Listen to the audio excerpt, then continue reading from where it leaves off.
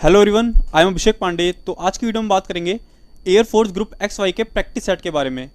तो इस वीडियो में हम 3 टॉपिक बात करेंगे। पहला टॉपिक हमारा होगा कि ऑनलाइन या ऑफलाइन जब भी हम खरीदने जाते हैं तो कैसे पता करें कि कौन सा प्रैक्टिस सेट हमारे एग्जाम के लिए ज़्यादा रेलिवेंट है।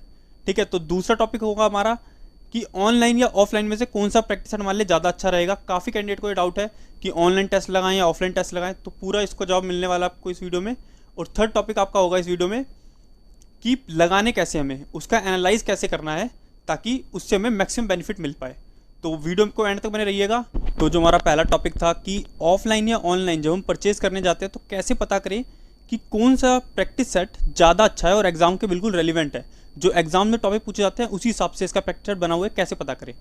तो आप पहले क्या कीजिए, आप एक स्ट्रक्चर बना लीजिए कि एग्जाम में कितने कितने क्वेश्चन कहाँ कहाँ से आते हैं।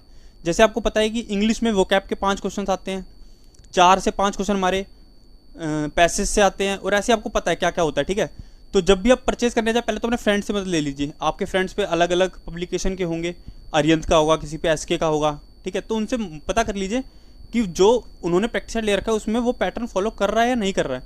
अगर वो पैटर्न फॉलो नहीं कर रहा है तो आप उसे छोड़ दीजिए उस पब्लिकेशन को। जब वो हमारे एग्जाम के पैटर्न जैसे क्वेश्चन ही नहीं दे पा रहा तो हमारे फायदे का क्या है।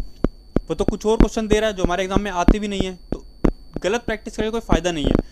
ऐसा तो लीजिए जो मैक्सिमम आपका फॉलो कर रहा हो। ज़्यादातर जो मिल रहे हैं मार्केट में आजकल प्रैक्टिस सेट्स वो फॉलो नहीं करते। जैसे मेरे पास भी काफ़ी सारे थे, एसके का है, ये एसके पब्लिकेशन का, अरियंत पब्लिकेशन का भी था, मैंने अपने फ्रेंड को दे रखा भी है।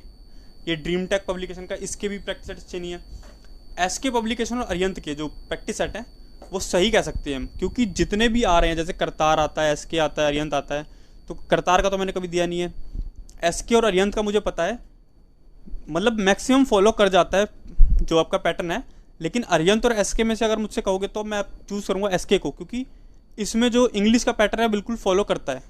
जैसे आप अगर आप पे अरियंत है तो आप चेक कीजिएगा, उसमें 2 से 3 क्वेश्चन दे रखे हैं पैसेज के, और आपको पता है कि हमारे एग्जाम में तो 4 से 5 क्वेश्चन आते हैं पैसेज के।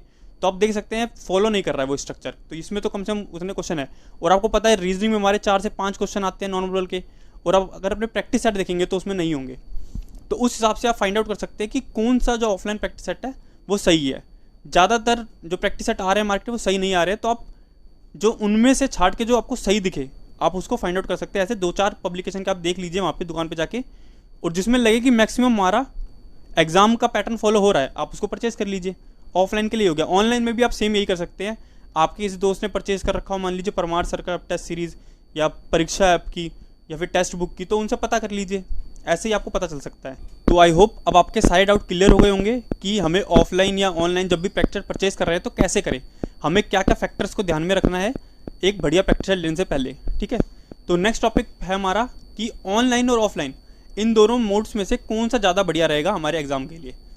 तो मेरी राय रहेगी कि ऑनलाइन आपके लिए ज़्यादा बेस्ट रहेगा। क्यों रहेगा, इससे कई सारे रीजंस हैं। हमारा एग्ज़ाम कंप्यूटर बेस्ड एग्ज़ाम है, वहाँ पर भी आपको ऑनलाइन पीसी पे देना पड़ेगा, सिस्टम पे।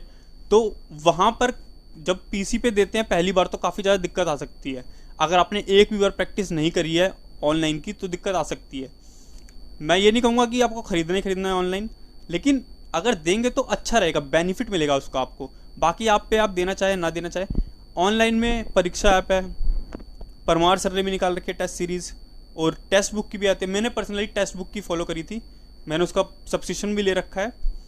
तो उसके जो प्रैक्टिस सेट है वो काफ़ी रेलिवेंट है, मतलब एग्जाम का पैटर्न 90% एग्जाम का पैटर्न फॉलो करते हैं वो। ठीक है, जैसे उसमें आपके नॉर्मल के क्वेश्चन है, उसमें भी क्वेश्चन आते हैं बढ़िया लेवल के। ठीक है, तो अच्छे हैं, आप चाहे तो उसे देख सकते हैं, काफ़ी अच्छा है अगर आप लेना चाहे तो। और ऑनलाइन में फ़ायदा क्या होता है, ऑनलाइन में एक टाइम मैनेजमेंट आपका बनता है। जैसे आप ऑफलाइन में भी कर सकते हैं वैसे टाइम लगा के, लेकिन जब आप स्क्रीन पे देखें फिर नीचे करके सॉल्व करें अपनी कॉपी में तो बात अलग होती है। अगर आप साइड में बुक में देख रहे हैं, इधर ही सॉल्व कर रहे हैं, तो आप यहीं पे ऑप्शंस को एलिमिनेट कर सकते हैं इजीली।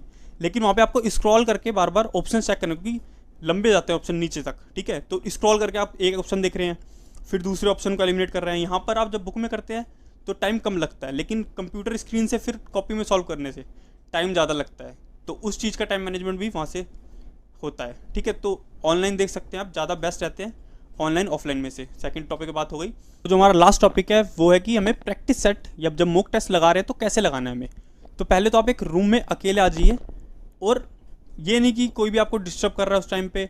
आपने जैसे 25 मिनट का टाइमर लगा रखा है, आपने बीच में पॉज कर दिया, आप कुछ और काम करने चले गए, ठीक है, फिर आए आपने टाइम फिर से स्टार्ट कर दिया और आप फिर से देने लगे पेपर। ये कोई तरीका नहीं है, क्योंकि आपको जब वहाँ पे देना है तो एक सीक्वेंस पे देना है। आपको 20 मिनट इंग्लिश करनी है, फिर 5 मिनट का गैप होगा, वही नर्वसनेस रहती है, ठीक है, वहाँ पे तो कि अभी मैंने इंग्लिश का कराया तुरंत उसके बाद आपको फिर रीजनिंग करना है। तो आप उस हिसाब की हैबिट बनाइए अपनी कि आप यहाँ पर भी वैसे करेंगे तो वहाँ पे ईजी होगा आपके लिए। वहाँ पे आप टेंस नहीं होंगे, इतने ज़्यादा आपको नर्वसनेस नहीं होगी कि इंग्लिश के बाद तुरंत वो करना है, वो रहता है ना, थोड़ी हेजिटेशन रहती है वहाँ पे।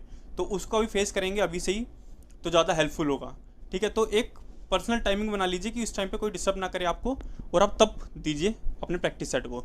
और प्रैक्टिस सेट देने के बाद ये नहीं कि प्रैक्टिस सेट दिया और चले गए अपने दूसरा सब्जेक्ट पढ़ने लग गए या कुछ और करने लग गए। प्रैक्टिस सेट देने के बाद चाहे आधे घंटे बाद ही उसको अच्छे से एनालाइज ज़रूर कीजिए। उसको अच्छे से एनालाइज करने से मतलब मेरा है कि जैसे आपने इंग्लिश का दिया तो इंग्लिश में आपने देखा कि क्या क्या कमियाँ आ रही है मेरी। 20 मार्क्स का था तो मेरे 15 मार्क्स आए या फिर 16 मार्क्स आए, 14 आए, तो क्यों आए? जो बाकी मार्क्स कट गए वो क्यों कटे हैं? अगर आपने वो टॉपिक अभी तक नहीं पढ़ा है जिसमें मार्क्स कटे हैं तो आप उसको पढ़िए, या फिर कोई अलग रूल आपको दिख रहा है जो आपने अभी तक नहीं पढ़ा अपनी टेक्स्ट बुक्स में, तो आप उसको अपनी कहीं नोटबुक में नोट कर लीजिए। क्योंकि एंड टाइम में जब आप उसे रिकॉल करके जाएंगे तो उसी से एक एक नंबर, जो 1-2 नंबर का गैप आता है बच्चों में, वहीं से ही आता है, ठीक है। जो लड़का खाली टेक्स्ट बुक पढ़ के आया, जिसने प्रैक्टिस सेट्स में से भी, जैसे आपके ईडियम फ्रेज कोई नया मिल गया वहाँ पे आपको प्रैक्टिस सेट में, तो वो लिख लीजिए। स्पेलिंग नहीं मिल गई तो वो लिख लीजिए, ठीक है, जहाँ पे दिक्कत आ रही है आपको।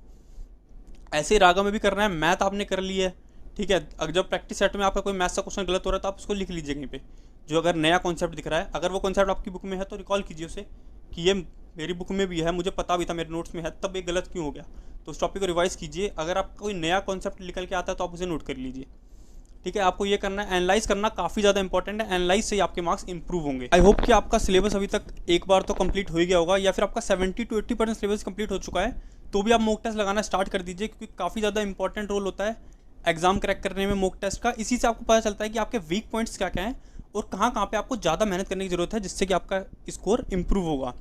तो वीक में कम से कम 2 से 3 मॉक टेस्ट तो लगाएं आप, और जब एग्ज़ाम से 10 दिन 15 दिन पहले तो मैं कहूँगा रोज़ एक मॉक टेस्ट लगाएं, काफ़ी ज़्यादा हेल्पफुल होगा वो आपके एग्ज़ाम में। तो यही था आज की वीडियो में। आई होप जो मैंने इन्फॉर्मेशन दिया है वो आपके लिए यूज़फुल होगी। लास्ट में मैं, जो लोग ऑनलाइन टेस्ट नहीं लेना चाहते हैं वो लोग क्या कर सकते हैं कि टेक्स्ट बुक और परीक्षा ऐप को डाउनलोड कर लें। उनमें क्या होता है, 1-2 प्रैक्टिस सेट आपको फ्री मिल जाते हैं, तो आपको लगा के एक बार आइडिया मिल जाएगा कि जब मैं ऑनलाइन पेपर दूंगा तो कैसे उसको सबमिट करना है, कैसे नेक्स्ट क्वेश्चन पे सेव नेक्स्ट करके बढ़ना है, तो एक बार उसका भी आइडिया मिल जाएगा। आप फ्री मॉक टेस्ट वहाँ पे दे सकते हैं। तो इतना था आज की वीडियो के लिए। आई होप आपको वीडियो पसंद आई होगी। वीडियो पसंद आई तो वीडियो को ज़्यादा शेयर कीजिए और चैनल को प्लीज़ सब्सक्राइब कर दीजिएगा।